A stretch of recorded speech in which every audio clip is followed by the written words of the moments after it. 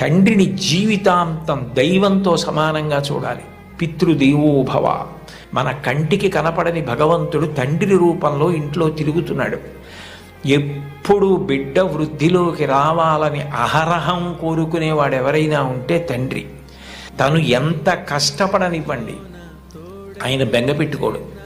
కానీ ఆయన కోరుకునేది ఒకటే, తను ఎంత కీర్తి సంపాదించినా తనకన్నా కూడా కీర్తివంతుడు కొడుకై, ఈయన కన్నా ఈయన కొడుకు గొప్పవాడండి అనిపించుకుని కొడుకు చేతిలో ఓడిపోతాట తండ్రి ఆనందపడిపోతాట. అంటే తండ్రికి ఈ కొడుకు పట్ల ఎంత ప్రేమ ఉంటుందో చూడండి.